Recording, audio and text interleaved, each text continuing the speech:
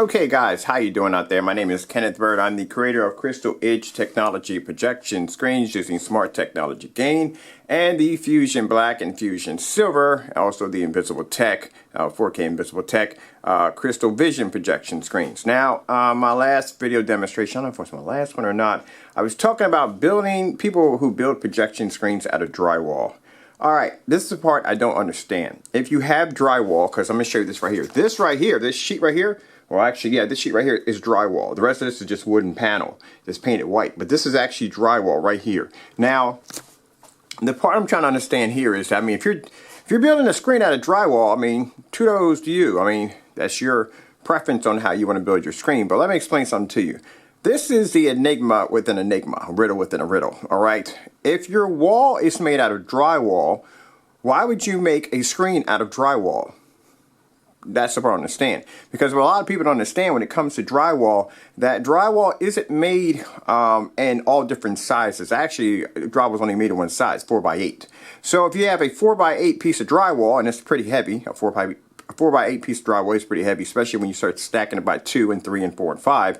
They become very heavy. Now, if you have a wall that's drywall, why would you put another piece of drywall against the very same drywall that you have?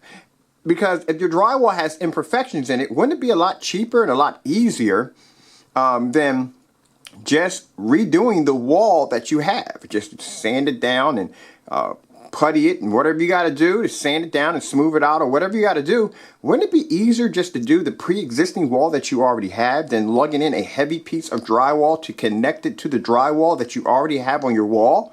That's a lot right there. I feel like I'm in a Dr. Seuss episode. All right, so here's the thing. Now you see this screen right here? This is a Fusion Silver screen. In order for me to mount this screen to a wall, I would need something called a stud finder.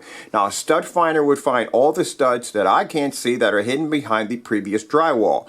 Now with that, the screws that come with our screens are about that freaking big, and they have to drill through the the drywall, including the stud, in order to put the brackets up to hang the screen.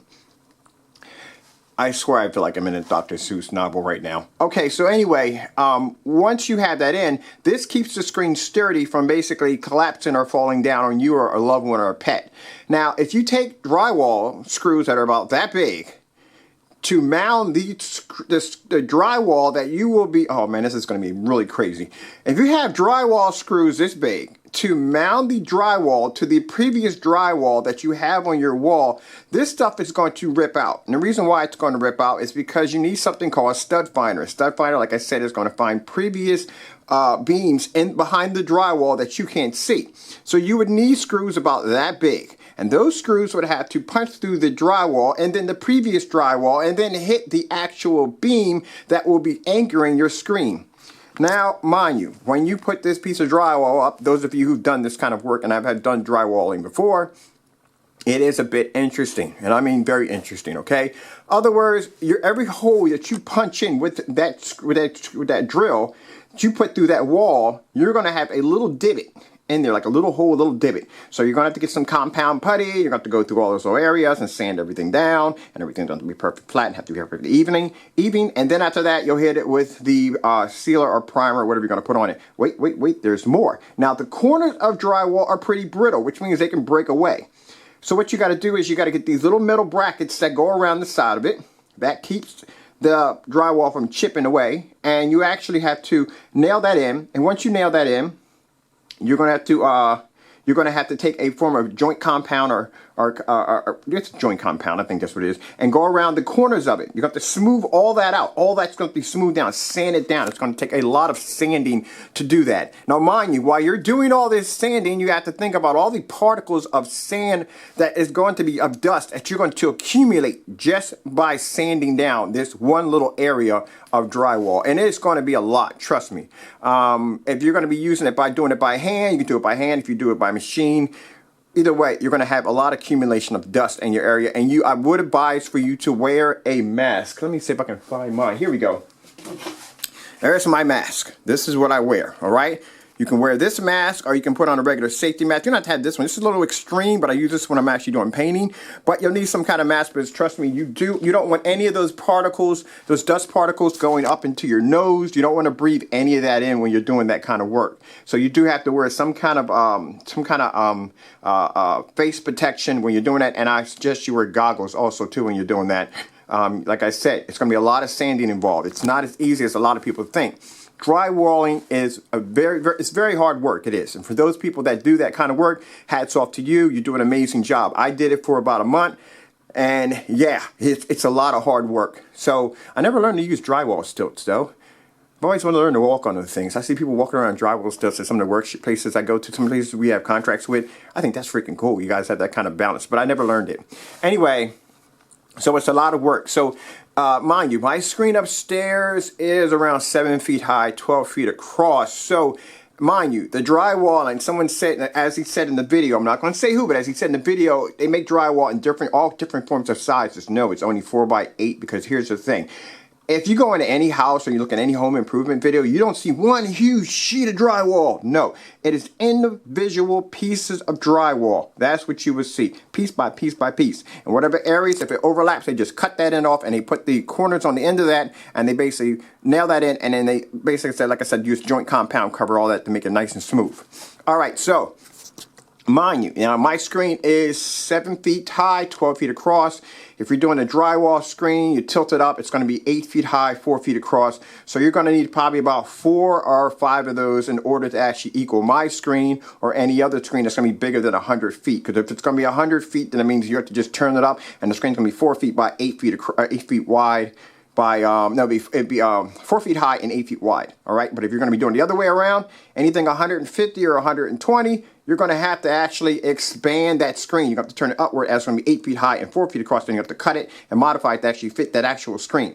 So there's a lot of crap that's going to go into actually doing this. Now, if you're, like I said, if you're doing 100-inch, easy, but you're still going to have to do a lot of work involved with that. You're just going to have to. And like I said, it gets heavy. Drywall gets heavy. So one piece is heavy. Imagine if you're doing 3 or 4 and you're lugging all that upstairs and you're connecting that to your wall. Mind you, that is drywall. So if you have a drywall, you're connecting a screen to your wall that is drywall. I'm going to leave this one alone. I'm going to go upstairs now and start the demonstration. But it's just some of the things that, like I said, it's not to put anybody down. It's just that if you're going to be doing a demonstration, you have to talk about everything. You have to be more thorough with the demonstration, explaining people what they're going to have to go through. You know what I mean? That's like me saying, hey, look, this is how you put a roof on a house. This is the lumber, this is the tar, these are the nails, this is everything you need, and I'm going to show you how to, not show you how to do it, but this is all the stuff you need, and then I go outside and I show you my roof. I didn't exactly tell you all the stuff that goes into actually putting that roof up there. So, you know, it's a whole lot more that was missing out of that video. But, you know, like I said, not saying it's not safe. It is safe if you use proper equipment. This is where research comes in. If you use a face mask, because you don't want to breathe that stuff in. If you plastic everything in your house, well, not everything in your house, but everything in the area where you're using it, because there are going to be dust particles that are going to land on your stuff when you're sanding the screen down. If you use long drywall screws, because if you don't use those long drywall screws, like I said, you have to consider the fact that drywall is probably about 1 inch thick.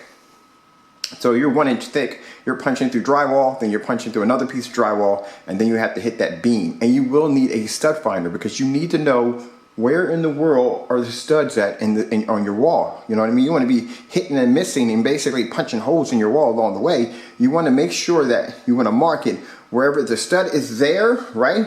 The stud finder will go off and let you indicate where the stud is at, and you mark it there, and then you basically punch the holes in from there to the screen. You just trace it right down, because you're just going to paint over it anyway. So it's just, you have to do your research when you're doing that kind of stuff. All right, so like I said, not saying it's not safe, because, you know, you can put anything up on the wall, it'll be safe, but the thing is that you have to go about the proper procedure of doing it right so nobody gets hurt. And all that information needs to be put out there. All right, so we're doing this demonstration on our Brookstone. This is my projector. I love this projector. This projector is 200 lumens, 720p. It does have speaker output. Speakers on here are pretty okay, but not fantastic.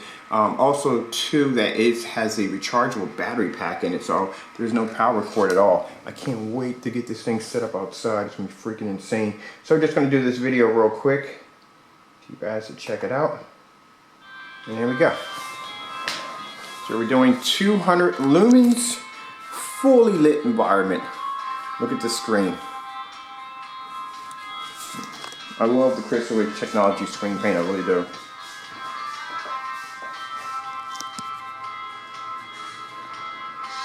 And we're probably about a good, maybe, I say this time, about 7 feet from the screen. Now that's for those of you who are sending me emails saying, hey, I have a projector that's 1500 lumens, I have a projector that's 1000 lumens, I have a projector that's 500 lumens. Can I use this with the dark silver? This is a 200 lumen Bridgestone projector. And yes, you can.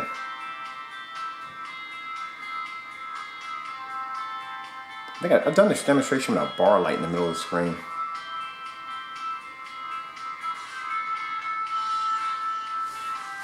Now let's go check out some angle gain. Let's go over here into the dining room. There I am in the dining room. There we go. Table over here. Look at that.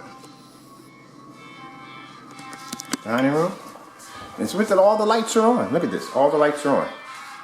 I like it in my screen. And this is on a 200 lumen projector. Now mind you, if a 200 lumen projector looks fantastic on the screen, can you imagine if you had a projector of 3000 lumens, 2800 lumens, 2500 lumens, 2400 lumens? That just looks amazing, doesn't it? Alright, so what we're going to do is going to back it up here a bit, and we're going to do it again with the lights out. We'll take the lights out for fun. Okay.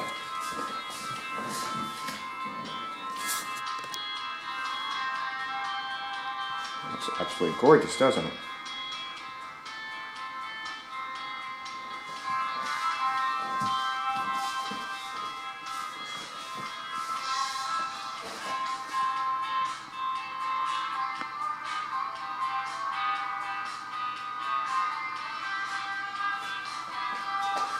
Well, you asked me tripping over something as always.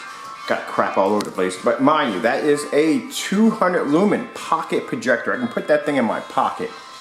And it's running off batteries right now. It's running off the chargeable battery right now. A 200 lumen 720p.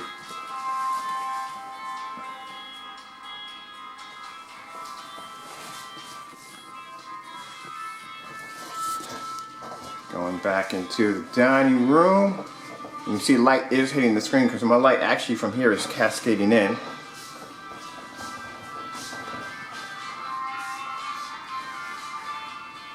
Like I said, I have no hatred for anybody, but like I said, I've done drywalling and I've seen so many things that just weren't in that video that need to be in there. No one's saying the screen is not safe, but you have to have a way of telling people that, look, you need a step finder because you have to anchor that screen literally to those beams. If not, that thing's going to yank out from the wall.